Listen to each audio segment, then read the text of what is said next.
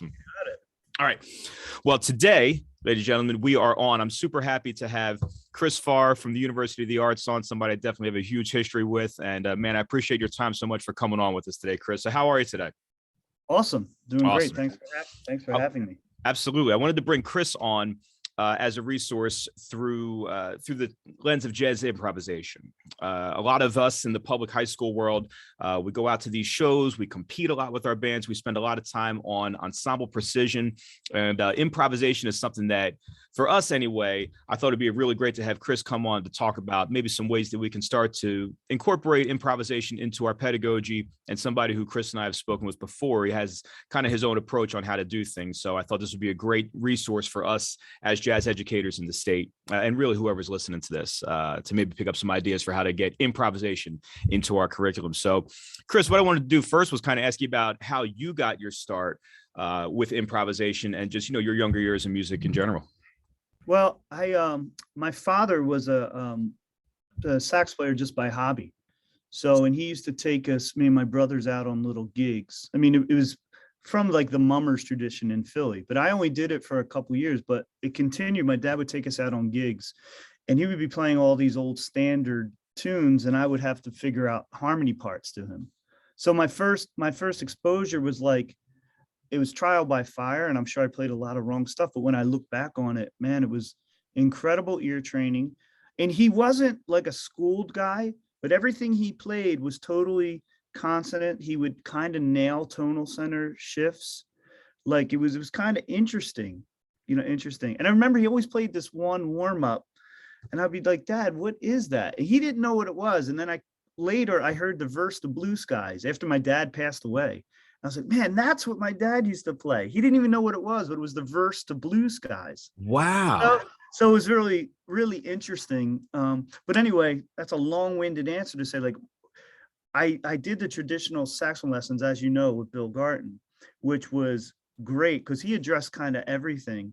But going out and doing these gigs with my dad, I would have to kind of just figure out what sounded right to me. And I think I was blessed with a decent ear and good time. So I kind of knew when something sounded dissonant, when something sounded consonant. How old were you going out on things like this? Oh, probably, well, I figured probably 13. Wow. 14. And I started playing, like in my family, we like normal elementary school kids, like at 10, like fourth grade, what instrument you going to play, Johnny? You know what I mean? Right, yeah. And in my house, it was just like, my oldest brother played saxophone, and my next oldest brother, Brian, who plays drums.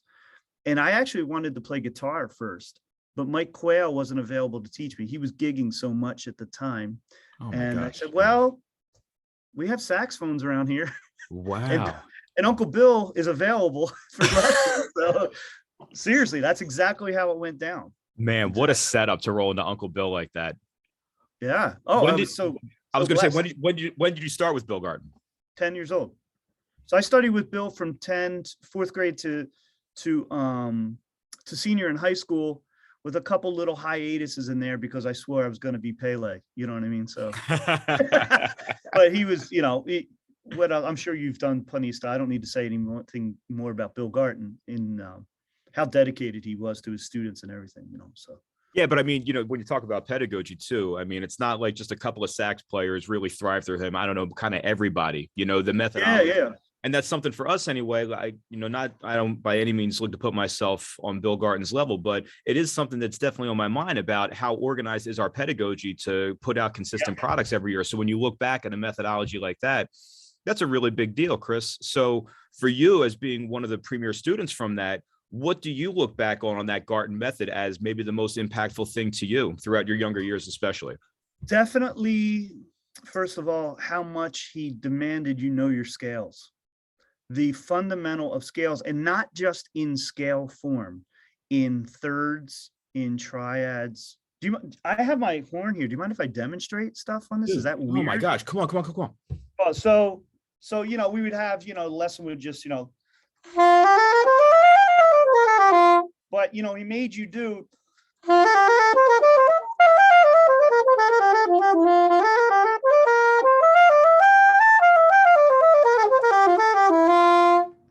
Triads.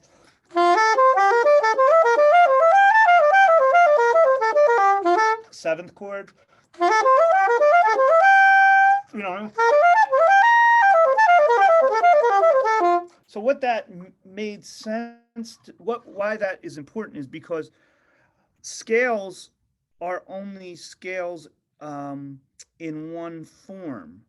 And then, it made sense to me later on when Pat Martino was given a workshop and he called keys areas of activity, which made total sense to me because, we say the G scale and we would say, oh, it starts and stops on G. You know what I mean?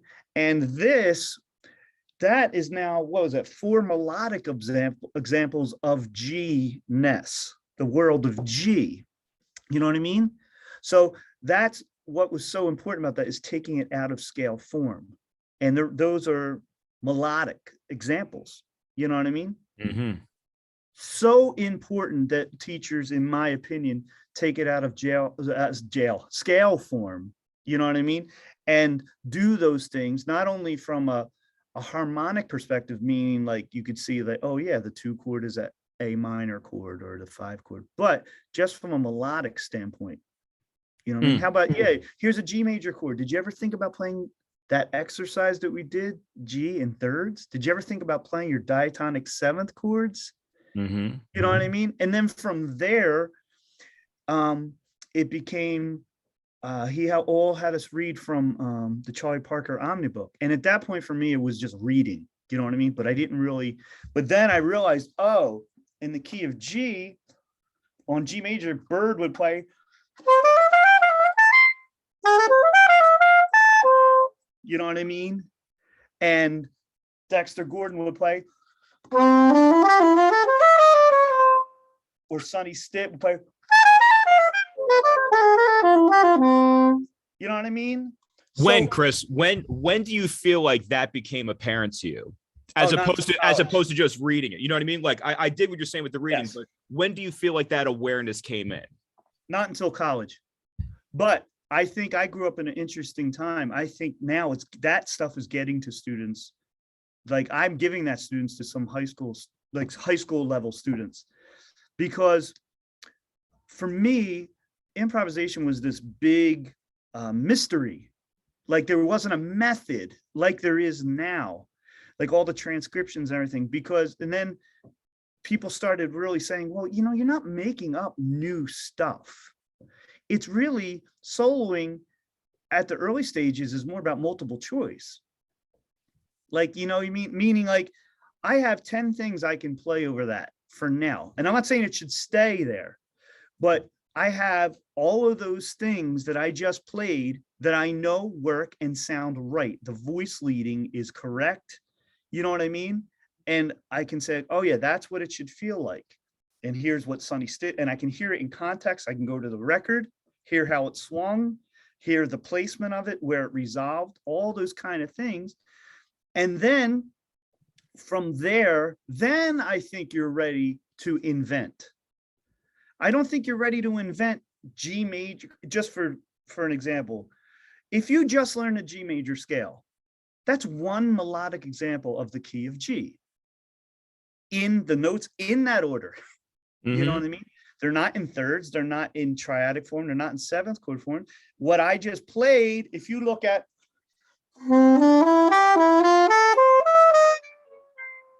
it's starting on the 5th below and surrounding the root, So that's kind of scalular. Mm-hmm. And then it's a 7th chord. 1, 2, 3. Does that make sense? Yes. So after doing a scale and then third patterns and triads and everything, and then you pull melodic examples out of context from a solo, then you're like, oh, yeah. Oh, so let me ask you this way, right? I go to my first solo. Maybe so one solo that I've worked on with my kids in years past, we've done the apple jump solo from Dexter Gordon, right? And maybe I learned my first piece of vocabulary from that solo. I remember, you were on my band and we were talking on the break one time. It was about your chart, spring swing or swing spring, whatever. Yeah. The rhythm changes chart or along those lines. And I remember you saying something about, playing rhythm changes, and you kind of got to the point where you're like, I got to hear like a new opening, like transcribe a Dexter thing, but I was just, I need to hear something else. So you go to somebody else. When you get vocab piece number one, listen, you're a phenomenal saxophonist. I love the way you play. Oh, But thanks. when you get to vocab level one, right, and I've got my first idea, talk about, I guess, from that point anyway, where it's your only piece of vocabulary. You're talking about multiple choice. Well, I've got A or then B, not enough information at this point right now. As a young improviser, even for yourself, if you found yourself at that point, how did you navigate that landscape of, I only have one or two things to say? Because like we know, it's a very, very long process, but maybe the psychology of that real infant stage of, I've got one or two things to say. Yeah. So how many different ways can you manipulate that one phrase? You know what I mean? If it was just like a triad, you know what I mean? Manipulating it from that standpoint, but also, I guess we're kind of ignoring the rhythmic aspect of how long you want to hang on everything, because the rhythm, I mean, we're kind of jumping out of order, in my opinion. Rhythm is number one. I mean, you can play some really lame shit, right? and it be swinging, and it's valid to a certain extent. If you're not swinging, then stop the press. You know what I mean? Because I could play Dexter's opening on is it Second Balcony Jump? I think we've probably talked. That's one of my favorite.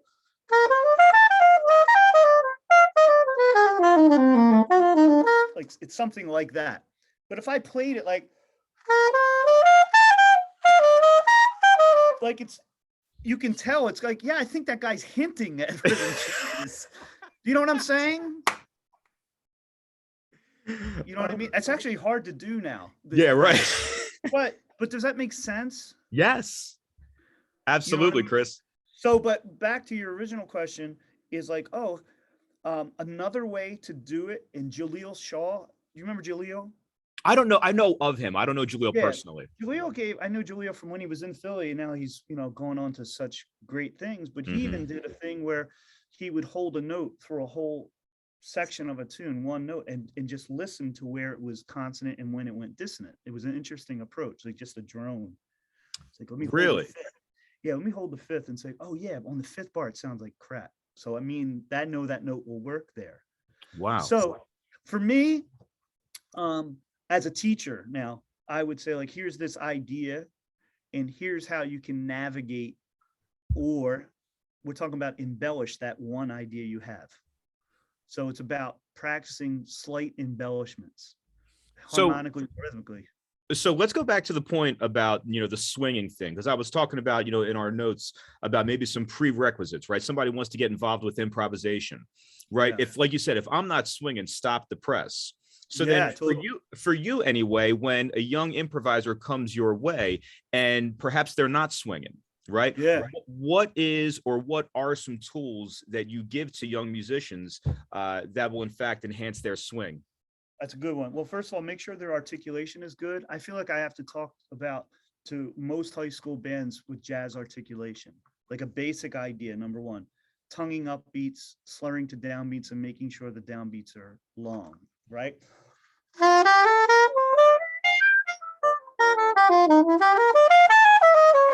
Ooh, bye, oh. Right. But if they're not swinging, I make them, most kids do tap their foot, but on downbeats. And this usually takes a while, but I make them simulate the hi-hat in their foot on 2 and 4. So you probably can't hear this, but I'm just tapping 2 and 4, you know what I mean, on my foot. And slowly, it's going to have to happen super slow because it's a coordination thing. 1, 2, 3.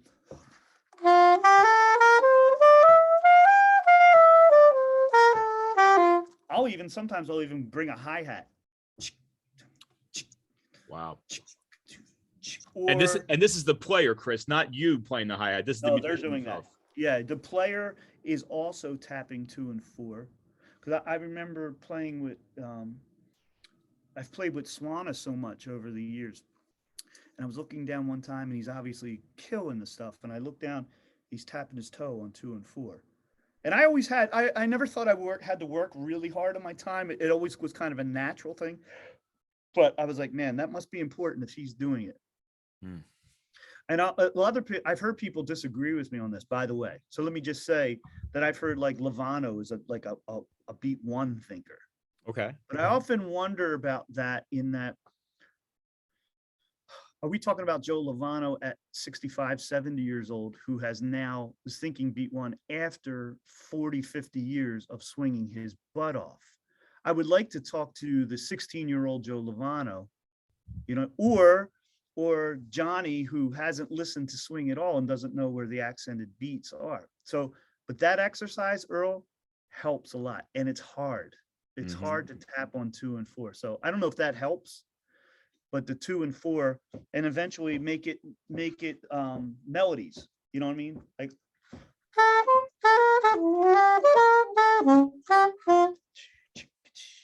I'm still tapping 2 and 4 in my foot. You know what I mean? Wow. Yeah, because like if we're playing melodies, if we're learning tunes in class, you're probably with a play along or something like that, where you have the rhythm section keeping the time for you. But and they're letting you do it. You anything that you need to work on, you need to produce yourself. I don't care whether it's singing an interval or producing time. You know what I mean? Now I don't have to do that now, because I think if I play that melody, you feel it. I think I can demonstrate swing. You feel the 2 and 4 in my line, but for students who don't, that's not natural to. The other thing, number 2, is you have to listen to swing. And I don't, and sometimes it's just walking around snapping on 2 and 4. You know what I mean? Just feeling that. I've had students where I said, man, your time is so bad. Have you ever danced? You know what I mean? Have you gone out and danced? Because swing is a dance. You know what I'm saying? So, and can you just move your body in time? You know what I mean? And make it not look like a hockey match out there. You know what I mean? Like, but you know what I'm saying? I do. Yeah. Yeah. That's I've had students play drums too. Little just ding, ding, ding, click, ding, ding, ding, click, you know. Well, that's the physical. I mean, that's where they're hearing the time. Right. So if it does, yeah, right. No, that's great, man. That's wonderful. We're talking about listening, and obviously, we're all coming off of the pandemic. We all had shut down. We're all coming back, right? Blah, blah, blah. But I would say for the most part anyway, the global freshman, the global sophomore right now, how much real listening to this music have they done up until this point? Yeah, maybe not a lot. So when you talk about, talking to Lovano's 16-year-old self, for Chris Farr, what was Chris listening to at 16? And what would you tell, what you know now, what would you tell 16-year-old Chris Farr to be just keeping it specific to listening? What would you listen to? I wish I would have listened to, and this is probably the case for everybody. Okay, what was I listening to? I'm going to be dead honest, and this is going to be funny. Kenny G live. Wow. Ron Kerber calls it the Kenny G influenced a lot of people to play saxophone. There's no question about it. Now, do I sound anything like it? Do I know? But he made saxophone for a minute kind of cool, but I got out of it, because then I remember a cooler version of that was right before that. Bill Garton had me listen to Grover Washington Winelight, and he had me try and notate that solo, which was really difficult because Grover was so elastic in the time. Like, it wasn't like Sonny Stitt where it was like, so that was hard to do. And then I remember getting Michael Brecker's first solo record and knowing it was great, but not loving it, but knowing I should like this, but I didn't like it because it was over my head. It was just like, I knew this cat was just playing ridiculous stuff. But Chris, I'm sorry to interrupt you. This is great though. Is this something like, it's great because you knew of Michael Brecker or somebody referred this to you? Like, how did you get? Well, I heard it was heavy in terms of his rhythmic stuff, his virtuosity on the instrument. And then I could tell he was deliberately playing consonants and dissonance and tensions and releases on the I knew it was great. I just didn't fall in love with it yet until I got a little bit of what he was doing, and I was like, oh my God, I didn't realize how deep this could be. And maybe this is the way everybody does it. They kind of get inspired by somebody who's current now and then goes backwards, because I definitely did it. In a perfect world, you start with like whatever, Frankie Trumbauer, I don't know, or Prez or any, in a perfect world on tenor, maybe you do it that way. I'm far from that. So I went backwards, and I don't remember really checking out Sonny Stitt until I was like 23, 24. And somebody got me the whole Roost years. Mm-hmm. And that's just like standard after standard after standard. First of all, there were tunes. If an alien came to this planet and say, what's a jazz gig supposed to sound like? I think those records be like, just listen to this. This is what a jazz gig should sound like. Wow. That's I don't know. amazing. I'm kind of all over the map, but you know what I'm saying, you know, but Oh, I that's can. what I was listening to. That's what kept me involved. And we know, coming from the same high school, it was valuable to have a jazz band that, we had it as a class. That was huge. Mhm. Was huge to know every third period, you know, you were playing in an ensemble, playing jazz. That was I can't imagine what the kids are doing now who had 2 years without playing in ensembles. I might have quit. Yeah, I I think don't know. it's a very real thing. I mean, for us anyway at school, we've lost a lot of our program, you know, especially, you know, and speaking to the choir here too, you know, you guys rehearsing Yeah. over Zoom, we were doing the same thing, rehearsing over Zoom. And it's not what this music was about. It's about community. It's about sharing with each other and all that. And, you know, even with that too, personal drive, right? Yeah. So that, you know, I that was, wasn't mature enough, Earl. I wouldn't have been mature enough to probably keep it up. I might have come back to it because it was that's where then my dad gigging in the home, Mhm. it might have kept me into it. But man, because I only, like we said, the Mummers thing, I only did it for 2 years. I knew I wanted to continue. I just didn't want to do it that way.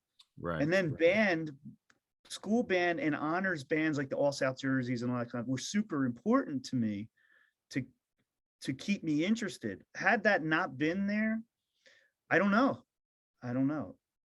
No, I totally relate, man. I do want to get back. I completely appreciate the Michael Brecker point too. I feel, for me anyway, not that this is about me, but that's my experience with Gil Evans. I remember the first time I heard Miles and Gil.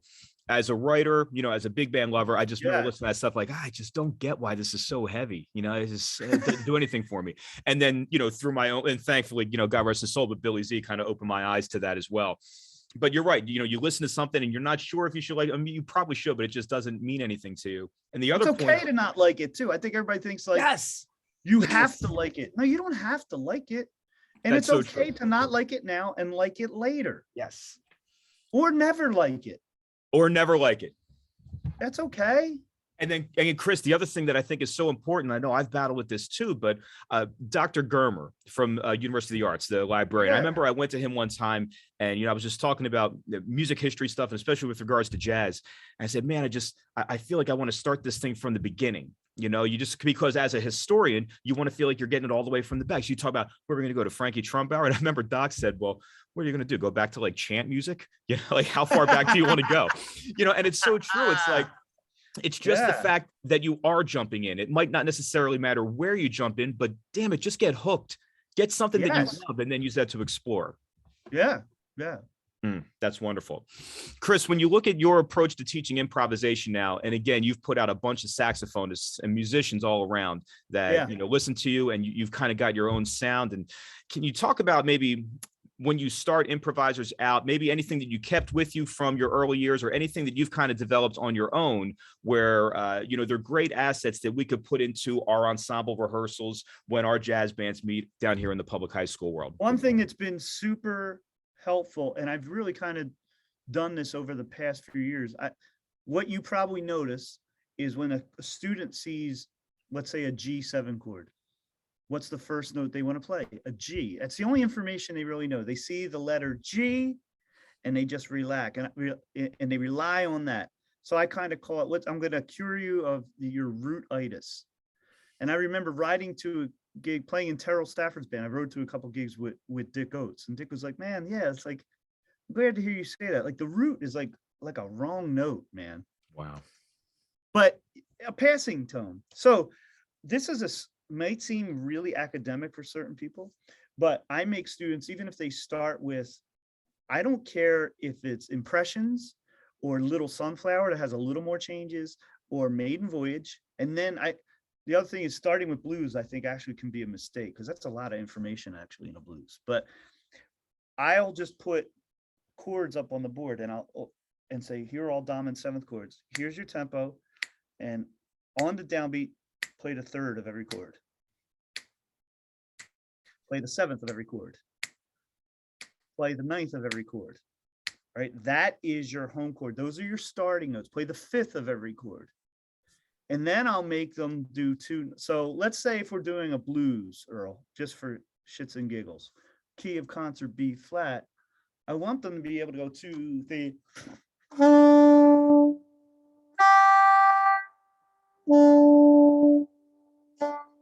know what I mean? Thirds. Then I'll have them do sevens.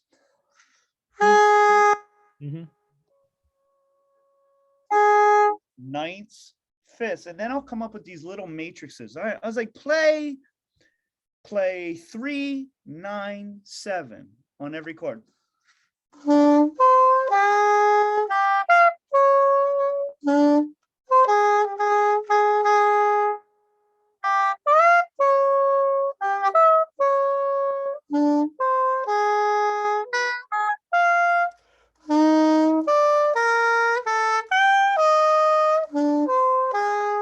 You know what I mean? That cures them of the root being where you want to, like, their first crutch. And when you're doing, I'm sorry, again. And then the relationship of, all right, 7 becomes the 3, 3 becomes the 7, all that voice lead. Now, that's not great voice leading. I will say that. But it is, I think we got to take it back a step, even from expecting that a kid can voice lead from one chord to another that's a fourth away. That's heavy. It doesn't look natural. It's a fourth away. You know what I mean? But now if you know the 3, the 9, and the 7, at least you have 3 notes that's like, oh, I see where they could go.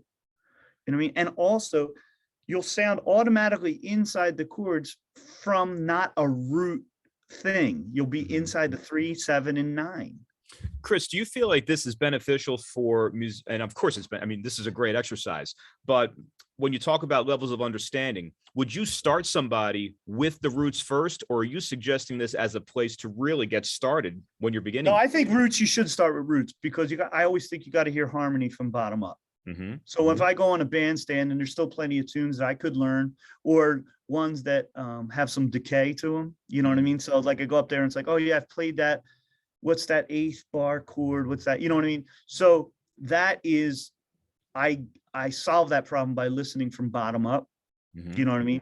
To get like, okay, root movement, chord quality, boom, I'm good. I'm not saying we should do that, but you should, as a horn player, realize that the root is being played in so many other places.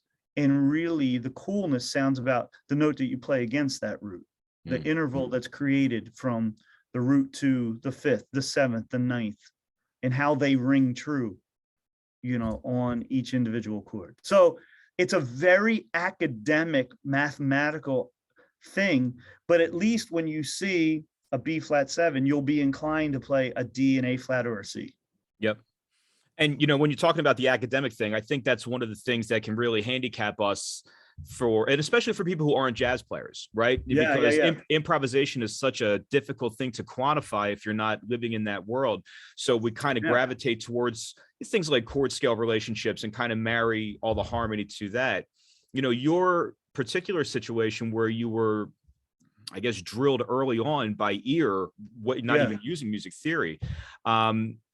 Obviously it's worked out great for you, but as somebody, you know, if you are hypothetical, but you're an elementary band director, you're a middle school band director, whatever it is, what percentage do you feel like, if you in a perfect world could teach this concept, where does ear training and chord scale theory or anything quantifiable kind of, you know, weigh out for you?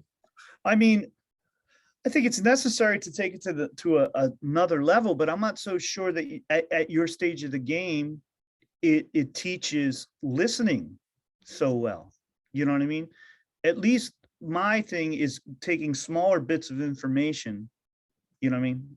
3s and 7s, and just hearing how it relates to the chord. Because if you bombard them with chord scale, chord scale, chord scale, man, I remember not not knowing how the hell Sonny Rollins could play 4 bars of eighth notes in a row with thinking about chord scale, chord scale, chord scale. Yeah. The next thing that really I was so glad to hear, and bringing up, Dick Oates, because he's such a wonderful teacher too.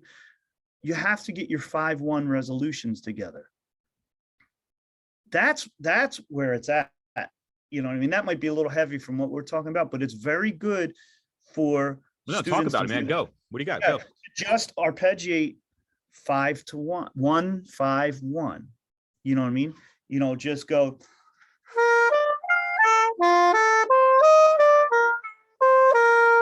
You know what I mean? And hearing that pivot and understanding about, oh yeah, how many different ways can I play that? You know what I mean?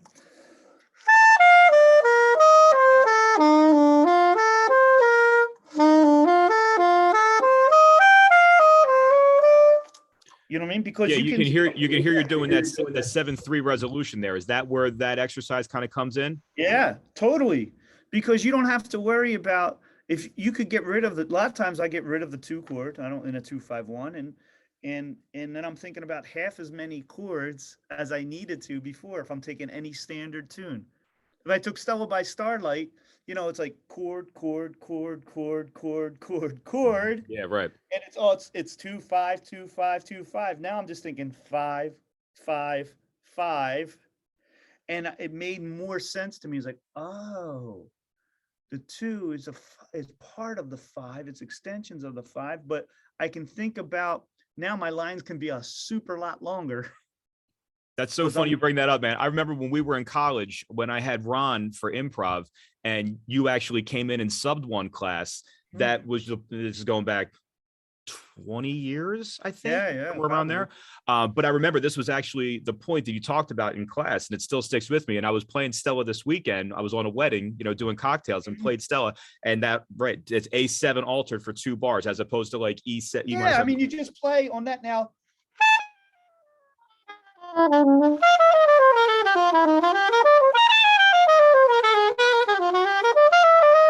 You know what I mean?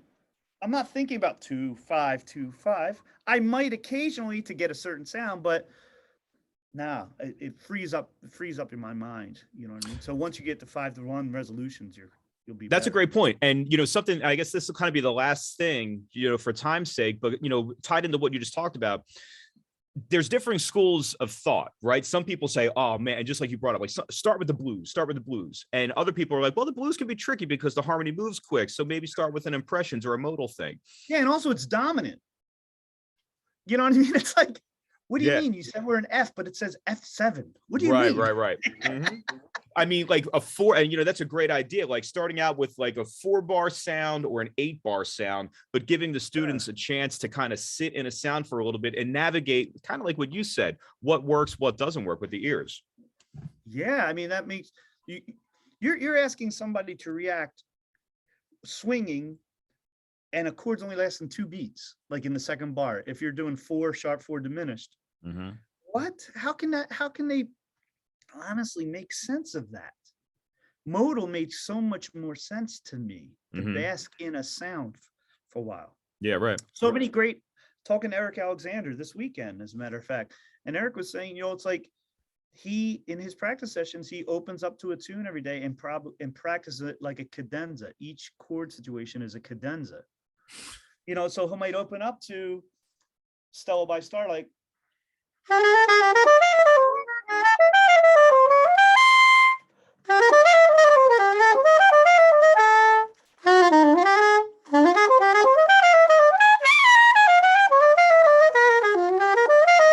You know what I mean? Like just like playing cadenzas to kind of, you're basking in the sound for a minute. And these are with accompaniment, like just play a piano chord, just the self. Yeah. Just yourself. Now, I mean, but yeah, eventually if you could just get some chord that just rings for a while. But now at this stage of the game, I totally agree with that. For me, it's like, let me just make sure I got some shit together and just get inside that minor 7 flat 5 or dominant 7 flat 9 sound for a while. Yeah, right. And that could be the same even with just minor 7th or major 7th when you're just starting out. Oh God, yeah. Now there's not enough time to talk, but you always want to play from a melody standpoint, but this is just to get functional, I guess, what we're talking about now. I think you always want to play like you're writing a new melody. You know what I mean? And trying to attaching yourself, or committing is a better word, committing to an idea, a melodic idea, like to really play.